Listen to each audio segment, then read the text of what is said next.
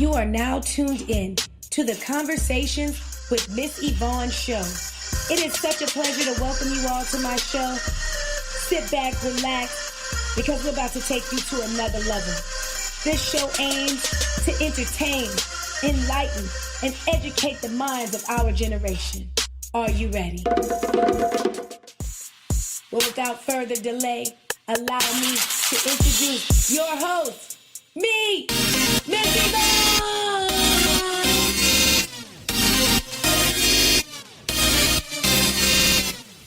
Welcome, ladies and gentlemen, to the Conversations with Ms Yvonne show. As you know, this is, or may not know, this is Get Your Mind Right Monday. And on Get Your Mind Right Monday, I like to talk about things that helps to, get your mind right, get my mind right, and make sure the people, we are, as a whole, we got our mind right. Now, normally I do this show alone, but today I have one of my favorite guests ever. He's coming from the DPG, you heard me. And that is Mr. Black on the track. Black, Biggie Black. What's poppin'? Thanks for having me, beloved. How are you today? I'm pretty good. Minus the rain. You sound a little muffled over there, like you in the rain. Nah. So, Black, I don't know if you've been keeping your ear to the streets, but it has been going down. I mean, we had so many events happening this weekend. I mean, natural disasters, just all kind of stuff, going on. What's your thoughts on everything that's been happening out here in these streets? It's kind of like deja vu. I heard somebody say earlier, like, oh, yeah, they was laughing at us when Katrina hit. And I look at them and I was like, yo, I get what he was being humorous about it. Like, yo, that's cool and shit like that. But, we lost a lot of people during Katrina and then, being affected by it on a personal level. I know exactly what those people are going through. So, I just want to give a shout out to the people in Houston for, surviving, Yeah, I'm with you on that. I definitely want to give a shout out to the people in Houston and in Texas as a whole. And it's really sad because I've heard the same things from people about feeling some type of way because of how we were handled during Katrina. Yeah, we was handled pretty bad, It's like, if they could have did a petition to stop New Orleanians from coming to Texas, I'm pretty sure they would have did it. Well, hell, after Katrina, another hurricane came and they put out now I ain't gonna say a PSA, but some type of memo like, yo, we ain't got no room for you niggas. Like, y'all better go there east, north, or somewhere else. Like, Texas, Houston, and don't have enough room. And a lot of stuff that went on after Katrina too, by them taking on a big population of New Orleans residents, you know what I mean? A lot of stuff changed as far as the crime and all that type of stuff too. So they looking at statistics and money that they would regularly spend to run the city. People that use government assistance like that went up triple. You know what I'm saying? So I understand why they would feel like that, but I understand the sentiment towards another human being. Y'all got high, dry land over there. You need to be trying to embrace as many people as y'all could. And like the same people comes around, now they dealing with the same shit. It's actually some people that left Houston to come to New Orleans. Why would they do that? I wouldn't know. And we got like the worst sewage system probably in America. Man, it's just like so ironic, and then it's almost the same timing, because it was August 29th for us. Yep. And what is that, 2005? Yep. And here it is 12 years later. Like, what goes around, yes, it always comes back around. And I think that, speaking from a New Orleans perspective, I just hope that our people can find it in their hearts to turn the other cheek and, to lead by example. Because New Orleans always leads by example. Like, we are pioneers in the forefront of just from equality, rights, music, food. We are just leaders in the whole industry, even as far as taking down those monuments. I mean, we were to me, we were the first. And now other states are taking on that same responsibility. And I want to commend Mayor Mitch Landrieu because I know that he's getting a lot of flack about it, but, he's trying and he's doing some things that some other mayors have never done. And I just appreciate the good that he is doing for our community. Yeah, but since he's about to be out of office, I'll ask you this since you live here. If you was to scale him, give him a grade on the 1 to 10 scale as far as his overall performance and the direction that the city is trying to go in, because I don't think he made no significant change. That's just my opinion. What would you scale him as far as what would you rate from 1 to 10 as far as being a mayor, a 2-term mayor at that? To be honest, I really enjoyed Mayor Mitch Landrieu. And the reasons why was the first thing that I was impressed with was the Strive program. And the reason I say that is because my people graduated from the Strive program. You know what I'm saying? Now, what happened the next steps after that, I'm not sure. But I do know that there was a program in place that helped transition those that are coming out of, hard times and giving them a second chance into this, into the community. And yes, I feel like the plan still needs to be revamped and, polished up. But at the same time, he did bring a lot of new programs to the city. They had the NOLA basketball tournaments that they were doing to try to keep people off the streets. Mm-hmm. In addition to that, I love that his background cast, well, that's what I called him, like his people, his team, were a lot of young black men that were my peers. People I went to happy hour with and people I hung out with. And it was good to see them given that chance, to have a voice for the black community. It wasn't like he didn't reach out and try to help. And to me, to give black men a chance and put them in positions that a lot of other people wouldn't give them and give them that chance, like that just really touched my heart. I was impressed with him. And anytime I ever seen him out in the streets, at Zulu, whatever, he always showed me mad love. He always gave me a hug. He didn't know who I was from Adam, but he was so sweet and so kind. And for that, I just have to say I'm thankful because the monuments, to me, that was huge. You know? It was a big thing. I mean, I never, as a child growing up, I've seen those statues damn near all my life living here, and I never knew the significance of those statues, of those monuments, because that type of stuff wasn't taught to us in school. I hate to say it. You know what I mean? And now that I'm grown and I've learned certain things and was able to do my own independent research, I was like, yo, this been here all this time, and this represents, hate and everything that comes with white supremacy. So for him to take that step was a major step. You know what I mean? But at the same time, and I'm just speaking from a New Orleanian perspective, it's other issues. It's way more important issues to be tackled than just our community as a whole. I mean, New Orleans not that big. Like I heard a lot of people say with this upcoming memorial race coming up, oh, I don't care who in office, as long as he black, gotta get Chocolate City back. And I'm like, yo. I'm like, yo, that's cool and all that. As long as he get in here and do what he's supposed to do, or she, or whoever it may be in the upcoming weeks, because election is right around the corner. But I've seen a couple of candidates. I haven't heard any of their pitches yet.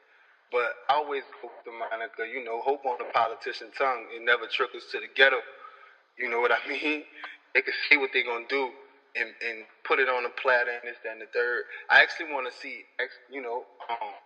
significant change, if that can happen. The only significant change I've witnessed living here is gentrification after Katrina, and it doesn't benefit us. Yeah. So if we could get a mayor that looked like me in here, that's actually going to do his thing and be for the people. And I'm not just making this a race thing, but just for the people as a whole, in this gumbo pot that we call New Orleans and shit, I'm with it. But like I said, at the same time, hope on the politician's tongue never touches the places that it needs to. So what you're basically saying is, you want a mayor that's going to not only look out for the city, but also look out for the hood and the people that are. Absolutely. I feel like if we have somebody in that type of position, they need to be able to identify and see things the way that I see it, not the way that kids at Tulane University see it. You feel me? Yes, ça va bien. It's very true. And they got a couple of good candidates. I haven't done extensive research on them, but I've done rather little research on them. And it's the same thing, man. It's a rudimentary pitch. All we're gonna do is we're gonna try to help the education system and this that. So we'll see. I hope that whoever comes in, like you said, has a heart for the people and is independent.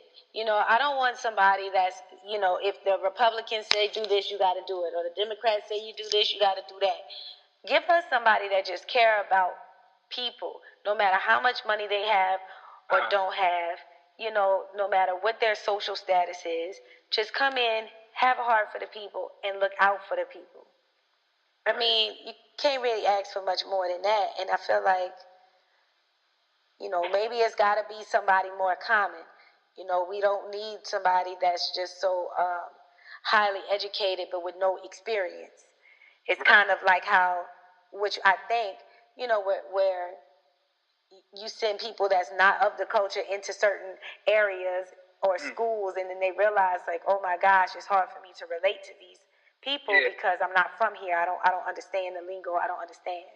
And that's why Mitch Landrieu matched so well with New Orleans, because historically, I think his great grandpa was the mayor of New Orleans, like in 1960 something. Don't quote me, but I'm pretty sure that he was. I don't know the actual years that he was the mayor, but like he had descendants that was the mayor of the city. So just the lineage of that alone is enough to have a push for office, let alone executing what you said you was going to execute. You know what I mean? Right. Like you said, we need a person for the people, and I mean minorities, black, brown, and in yellow, whatever. Right. Because we tried the businessman with Ray Dagan. He's black and he's a successful businessman, and you see what that got us. Sleeping in a convention center and shit like that. And bribery and all, the history with him, so, and look at the approach that we're taking as Americans. We just put a businessman in office, and that shit ain't going too good. But it's not going to deter me from voting. I'm going to take whoever has the best approach, best pitch, and think that I can relate to. Not just saying I'm going to vote for somebody that's only tailoring to my community, but somebody that has the foresight to see where we can fix the things that haven't been addressed yet. Right.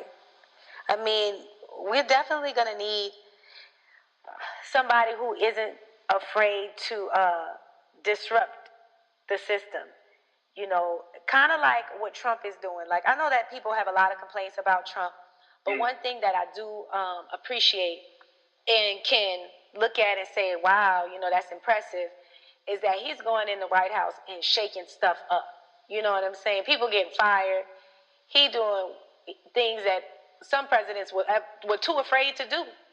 Right. And although he may have whatever shortcomings or whatever that is, that's his business. I don't know, because I don't keep my ear to the street that hard with that. But I do like the fact that he's making changes from the inside. And I think that the next mayor of New Orleans will have to be able to be a person that's that risky, because when you go in to clean things up, you make a lot of enemies. You know what I'm saying? And like you said, there were bribes done before, so there's going to be bribes that are still coming. New Orleans has a history of our politicians taking bribes.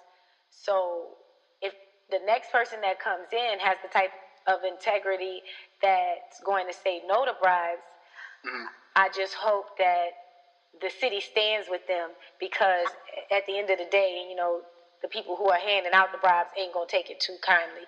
And those are most likely people with a lot of money. Yeah, in our case, it's just blatant corruption. Period. Everybody has their cookie jar, and it's been like that forever. So.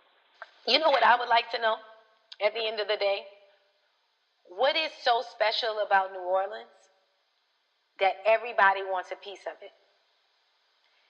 Because New Orleans is unlike any other city I've ever been to, any other state I've ever been to, any other town, community outside of like Chicago. Chicago is probably the closest I've gotten to a culture that is very similar to New Orleans. But I wonder what makes New Orleans so special. Almost like, what information do they know that we don't know? And why is it that we're so underwater, yet people are sending blank checks to people in Treme to give up their houses? You understand what I'm saying? So what is it about New Orleans that y'all know that you're keeping from our people?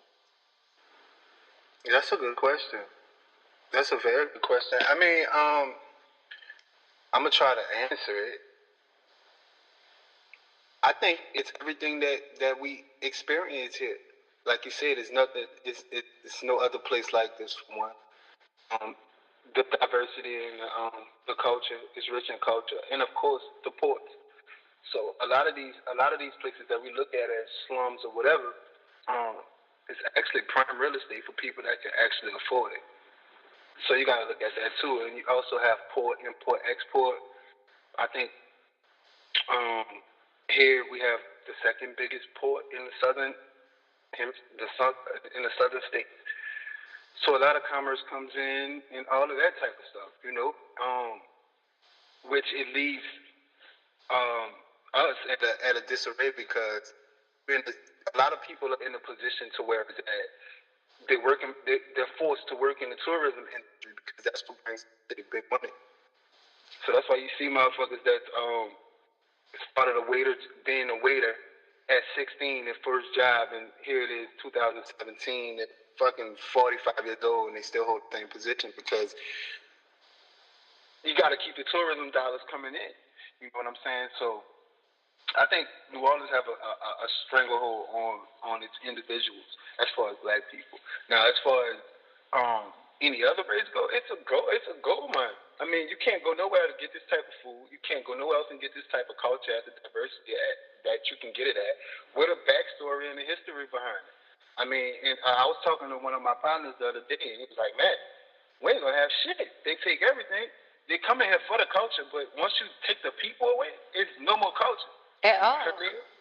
So that's what it is. And gentrification is not a game. Like, it's very alive and very well. Dude. You know what I mean? You ain't lying. I was driving down Claiborne, and I just saw some people. They were just walking through the Sixth Ward, just all willy nilly. I'm like, y'all not scared? Y'all over here around these parts? This is serious. Oh yeah, it's not. But that's why I say, don't quote me, but it's just a humorous thing. White women are the most fearless people on the planet. Like, they take whatever the fuck they want. Like, literally. Like, a white girl will take your hat off your head in the club and start dancing with your shit. Like, your hat's mine now. You know what I mean? Yeah. And that's how they coming in. New Orleans is mine now. Second line is mine now. You know what I mean? Like, what the fuck? Like, could we have something to call our own, but at the same time, how do we combat that? You know what I mean? How do we combat that? How do we not be in those positions to have things blatantly taken from us, and not be called thievery in the grand scheme of things? We call it gentrification, but it's actually thievery. Because once you kick the people out that's created the culture, you don't have a culture at all. You don't have New Orleans no more, and I want our people to stay. That's what makes it so fun. Like, people have the nerve to be complaining. How you gonna live downtown? How you gonna live in the French Quarter and complain about noise? I feel like if you got a problem with noise, you need to go home. You need to go back to where you come from. That's what it is. That's not you. New Orleans not for you if that's too loud for you, because you shouldn't even be downtown with all that. Like when you go downtown, we sit on the porch, and if such and such got a drum, he gonna play the drum, and somebody else might play the trumpet, and somebody else might be beating on the wall. You know what I'm saying? Like we a community, and we make music, we make love, we make life together. And these people come down here and they just want to boss us around up in our city. Like, I don't understand how that goes. Like, where y'all do that at? But I often look at it like smoke and mirrors, because at the same time, we're extreme survivalists. As far as New Orleanians go, we know how to take lemons and make some damn good lemonade, lemon meringue pie, whatever you want. Craft and do our thing with it. So, us being a resilient bunch of people, they could take the prime real estate and all that type of stuff, but they'll never kill the spirit of the city and the people that live here. So it's time to play fair, and that's just what it is. Audience, how do y'all feel about these type of situations? What do you feel about the monuments? How do you feel about Mayor Mitch Landrieu? What would you expect in our next mayor? And how you feel about Texas and New Orleans? And should New Orleans get together and say, hey, let's turn the other cheek, let's welcome Houston, because we definitely know how to take on a whole lot of people and care for them? Or are we too scared that they're going to turn around and bite us again like they did back then? Yeah, those are the questions that need to be answered. I ain't got the answers, sweet. I ain't got the answers, sweet. But how do you go from that? How do you go from that? Go from Houston to New Orleans.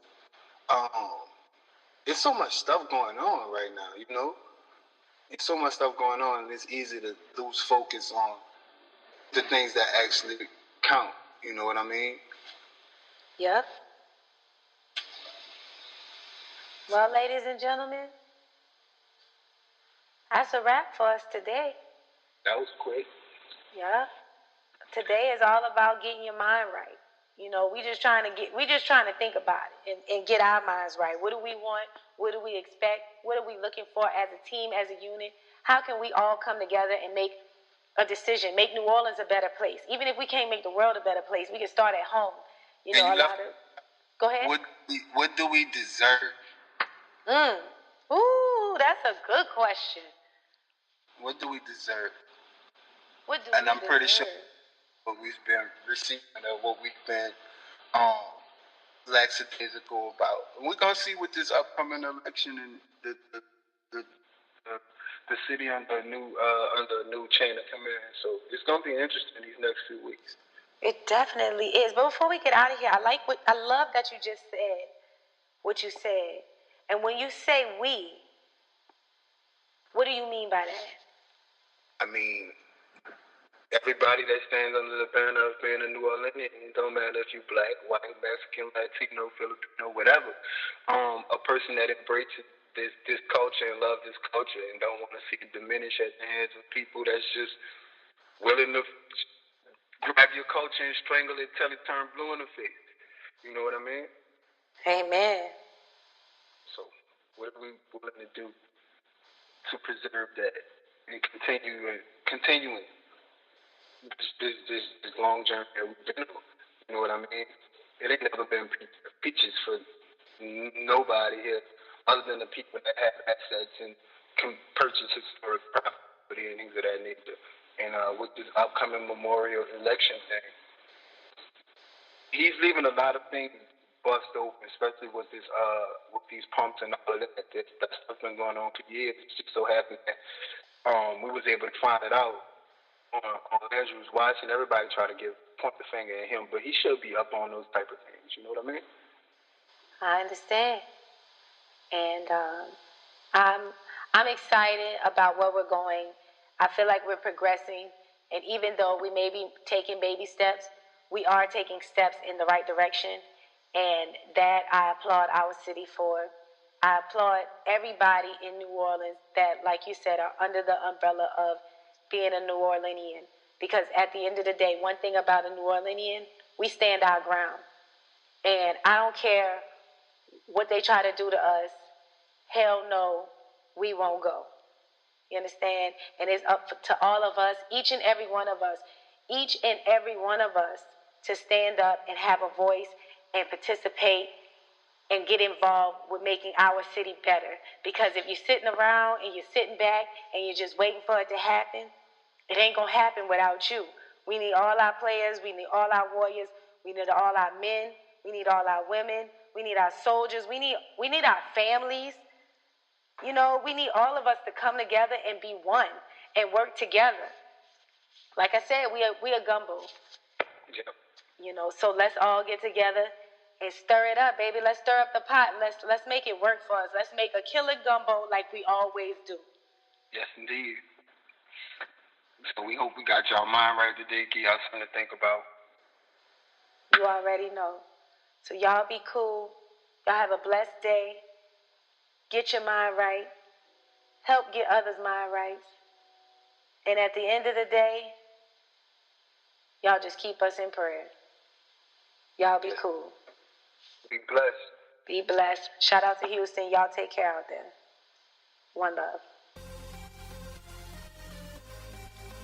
Thank you, ladies and gentlemen, for tuning into the Conversations with Ms Yvonne show.